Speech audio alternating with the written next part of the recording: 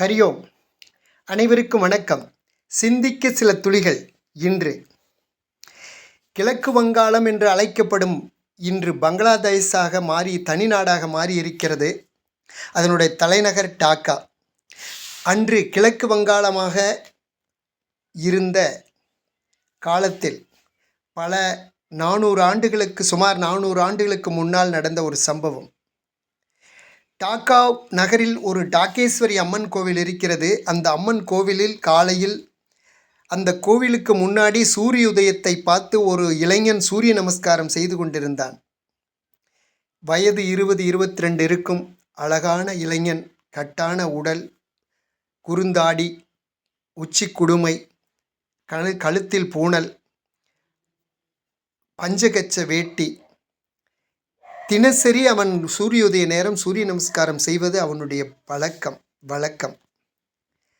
அங்கே அந்த நாட்டை ஆண்டு கொண்டிருந்த மன்னனுடைய அரண்மனையிலிருந்து ஒரு சென்னலோரம் ஒரு பெண் தினசரி இவன் சூரிய நமஸ்காரம் செய்வதை பார்த்து கொண்டிருந்தாள். தினசரி இவன் சூரிய நமஸ்காரம் செய்யும்போது அவள் சென்னலோரம் வந்து அமர்ந்து இவனை பார்த்து ரசிப்பது அவளுக்கு பழக்கமாகிவிட்டது. இதை மன்னரிடம் தகவல் சொன்னார்கள். மன்னரோ இஸ்லாமிய மன்னன். இந்த இளைஞனோ ஒரு இந்து பிராமணன். ஆகவே மன்னன் அந்த பெண்ணை கூப்பிட்டு விசாரித்தான். இவளுக்கு திருமணம் செய்துவிட வேண்டும் என்று முடிவு செய்து திருமண ஏற்பாடுகளை செய்தான். ஆகவே அந்த பெண் நேரடியாக தன்னின் தந்தையான மன்னரிடம் போய், நான் கல்யாணம் செய்து கொண்டால் அந்த இளைஞனைத்தான் செய்து கொள்வேன், இல்லை என்றால் நான் செய்ய மாட்டேன், வற்புறுத்தினீர்கள் என்றால் நான் தற்கொலை செய்து கொள்வேன் என்று சொல்லிவிட்டார். மன்னர் உடனே அந்த இளைஞனை அழைத்து வர ஆள் அனுப்பினார். இளைஞனையும் அழைத்து வந்தார்கள். அவனை விசாரித்துவிட்டு மன்னர் சொன்னார், என் மகள் உன்னை விரும்புகிறாள், ஆகவே நீ அவளை திருமணம் செய்து கொள். ஆனால் இந்து முறைப்படி அல்ல, இஸ்லாமிய முறைப்படி. நீ இஸ்லாமியனாக மதம் மாற வேண்டும். அந்த எங்கள் முறைப்படி நீ அவளை திருமணம் செய்து கொண்டு என் அரண்மனையிலேயே மருமனாக வாழ வேண்டும் என்றார். அதில் எனக்கு விருப்பமில்லை, நான் மதமாறவும் விருப்பமில்லை, உங்கள் பெண்ணை திருமணம் செய்து கொள்ளவும் எனக்கு விருப்பமில்லை, என்னை விட்டுவிடுங்கள் என்றான் அந்த இளைஞன். உன்னை யோசிக்க ஒரு வாரம் டைம் தருகிறேன், யோசித்து முடிவு செய் என்று சொல்லிவிட்டு அனுப்பிவிட்டார் மன்னர். ஒரு வாரம் கழித்து அந்த இளைஞனை அழைத்து வரும்படி ஆள் அனுப்பினார். இளைஞன் வந்தான். என்ன முடிவு செய்திருக்கிறாய் என்றார். என் முடிவில் மாற்றமில்லை என்றான். மன்னருக்கு கோபம் வந்தது. அவனை பிடித்து சிறையில் இடுங்கள், அவன் சரி என்று சொல்லும் வரை அவனுக்கு தண்ணி கூட கொடுக்காதீர்கள் என்று கட்டளையிட்டார். ஒரு வாரம் பட்டினியாக கிடந்தான். இவன் பட்டினியாக கிடப்பது மட்டுமல்ல, இவன் பட்டினி கிடக்கிறான் என்று அந்த பெண்ணும் பட்டினியாக இருந்தாள். இவன் மயக்கமடைந்தான், அவளும் மயக்கமடைந்தாள். ஆகவே மகள் மயக்கமடைவதை பார்த்து, இவள் பிடிவாதமாக இருப்பதை பார்த்து, இவனை கொண்டு போய் விட்டு விடுங்கள் என்று சொல்லி அவனை தூக்கி கொண்டு போய் அவனுடைய வீட்டில் எறிந்து விட்டு வந்து விட்டார்கள்.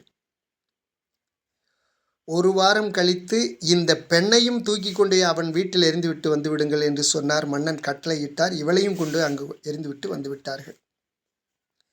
சரி, நம்மளை நாடி வந்து விட்டால், அரண்மனையை விட்டு, தன்னுடைய தாய் மதத்தை விட்டு, தாய் தந்தையை விட்டு நம்மளை நாடி வந்து விட்டால், ஆகவே அவளை கூட்டிட்டு நேராக கங்கைக்கு போனான். கங்கையில் குளிக்க வைத்தான். இந்து முறைப்படி அவளுக்கு உடை கொடுத்தான். நெற்றியில் பொட்டு வைத்தான். கழுத்தில் தாலி கட்டினான். இந்து பேர், அழகான ஒரு பெயர் வைத்தான். வீட்டுக்கு கூட்டி வந்தான். ஆனால் இவனுடைய சமுதாயமோ இவங்க அப்பா அம்மாவோ அதை ஏற்றுக்கொள்ளவில்லை. இவள் பாவம் செய்தவள். நாம கோயிலையும் அசைவத்தோடு வாழ்பவர்கள், பசுவை புனிதமாக தெய்வமாக நினைப்பவர்கள், இவர்கள் பசுவை அடித்து உணவாக சாப்பிடுபவர்கள். அப்படிப்பட்ட ஒரு பெண்ணை நாம் எப்படி ஏற்றுக்கொள்ள முடியும் என்று கேட்டார்கள். இந்த இளைஞன் சொன்னான், கங்கையில் குளித்தால் பாவம் போகிவிடும் என்று நம்பிக்கை நம்ம வேதம் சொல்கிறது. ஆகவே இவளை கங்கை மாதா மூலம் புனிதமாக்கி கூட்டி வந்திருக்கிறேன் என்றான். அதை நாங்கள் ஏற்றுக்கொள்ள மாட்டோம் என்றார்கள். சரி, காத்திருக்கிறேன் என்றான். இல்லை, உன்னை காத்திருந்தாலும் உனக்கு ஏற்றுக்கொள்ள மாட்டோம் என்று ஊரை விட்டு ஒதுக்கி வைத்தார்கள். இந்த தகவல் தெரிந்து மன்னன் ஆள் அனுப்பினான். வா, என்னிடம் அரண்மனையிலேயே இருக்கலாம், நீ முஸ்லீமாக மாறிவிடு, என் படை தளபதிகளில் ஒருவனாக உன்னை அங்கீகரிக்கிறேன், நீ ஏகபோக சௌரியங்களுடன் அரண்மனையில் வாழலாம் என்றான். இவன் மறுத்து விட்டான். அந்த பெண் கர்ப்பமானாள். அந்த பிரசவ நாள் வந்தது. அவள் வலியில் துடித்தாள். ஓடி போய் தன்னுடைய தாய் சொந்தம் பந்தமிடமெல்லாம் ஓடி வந்து சொன்னான், இந்த மாதிரி என் மனைவி டெலிவரி டயத்தில் வலியால் துடிக்கிறாள், நீங்கள் வந்து பாருங்கள் என்று அவள் எல்லாத்திட்டையும் சொன்னான். அவர்கள்லாம் வர மறுத்து விட்டார்கள். அந்த காலத்து டாக்டரான இந்த இயற்கை மருத்துவம் பார்க்குற மருத்துவச்சின்னு சொல்வார்கள், அவர்களிடம் போய் கூப்பிட்டான். உன்னை ஒதுக்கி வைத்திருக்கிறார்கள், நான் வர முடியாது என்று அவர்களும் சொல்லிவிட்டார்கள். ஆனால் கடைசியில் வழியின்றி தன் மனைவிக்கு இவனே பிரசவம் பார்த்தான். அழகான ஆண் குழந்தை பிறந்தது. ஆனால் அதில் ஒரு துரதிர்ஷ்டவசம் என்னவென்றால், அந்த பெண்ணிடம் பால் இல்லை. அந்த குழந்தை பசியால் வாடியது. பாலுக்காக மீண்டும் போய் எல்லாத்துக்கிட்டையும் பால் கேட்டான், யாரும் கொடுக்கவில்லை. இந்த செய்தி கேள்விப்பட்ட அப்போதும் மன்னர் ஆள் அனுப்பினார். வந்துவிடு, பால் மட்டுமில்லை, ராஜபோகமாக அரண்மனையில் வாழலாம், நான் சொன்னதை செய் என்றார். அப்போது இவனுக்கு தோன்றியது, தன் குழந்தை பசியால் துடிக்கிறது, ஒரு டம்ளர் பால் கூட கொடுக்கறதுக்கு இந்த சமுதாயம் தயாராக இல்லை. அப்படிப்பட்ட சமுதாயத்துக்காக நாம் ஏன் உழைக்க வேண்டும், ஏன் வாழ வேண்டும், அப்படிப்பட்ட சமுதாயமாக நாம் ஏன் வாழ வேண்டும் என்ற எண்ணம் தோன்றியது. தன் மனைவியும் குழந்தையும் அழைத்து கொண்டு அரண்மனைக்கு போனான். பெயரை மாற்றிக்கொண்டான்.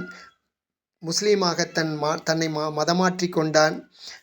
அதுக்கு பின்னாடி இவன் ஒரு படை தளபதியானான்.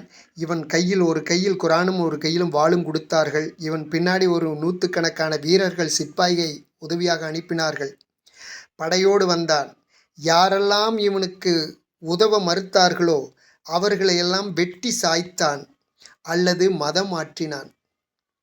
அந்த டாக்கா நகரில் இருக்க அத்தனை பேரையும் மதம் மாற்றினான். ஒன்று குரானை ஏற்றுக்கொள், இல்லை இந்த வாளுக்கு பதில் சொல் என்று அந்த நகரத்தில் வாழ்ந்த அவனுடைய சமுதாய அத்தனை பேரத்தையும் மதமாத்தினான் அல்லது வாளுக்கு இரையாக்கினான். இதுக்கு காரணம் என்ன? அவர்களுடைய மதப்பற்று அல்ல மதவெறி ஒரு பக்கம் இருந்தாலும் கூட நம்மளுடைய தவறு ஆழமாக அடிப்படையாக இருக்கிறது. நம்ம தர்மத்தில் சொல்லுகிறோம் அல்லவா, கங்கையில் குளித்தால் புனிதம், காவேரியில் குளித்தால் புனிதம் என்று. அதை முதலில் நாம் நம்ப வேண்டும் அல்லவா? எவ்வளவு பெரிய மோசமானவனாக இருந்தாலும் கூட, மோசமான குடும்பத்தில் பிறந்தாலும் கூட, தன்னை நம்பி தனக்காக தன் குடும்பத்தை பெற்றவர்களையெல்லாம் ஒதுக்கிவிட்டு ஒரு பெண் வந்துவிட்டால் அவள் நம்மளுடைய பெண்ணாக பார்க்க வேண்டாமா? அதை நம்ம முன்னோர்கள் அந்த நன்றியை செய்ய மறுத்தார்கள். ஆகவே அத்தனை பேரும் பாவத்துக்கு இரையானார்கள். இது வரலாறு. இது வீர வரலாறு. வீர சாவர்கரின் பாரத நாட்டின் 6 பொன்னேடுகள் என்ற ஒரு பெரிய புத்தகம், ஒரு பெரிய காவியம். அந்த புத்தகத்தை என்றோ படித்தேன். அது இன்று பசுமையாக என் மனதில் பதிந்தது ஞாபகம். ஆனால் பெயரெல்லாம் மறந்துவிட்டது. அதை தெரிந்து கொள்ள மறுபடியும் படிக்க வேண்டும். ஆகவே நான் அந்த சம்பவம் என் பசுமர தாணி போல் என் மனதில் பதிந்ததால் அதை உங்களோடு பகிர்ந்து கொண்டேன். நன்றி, வணக்கம்.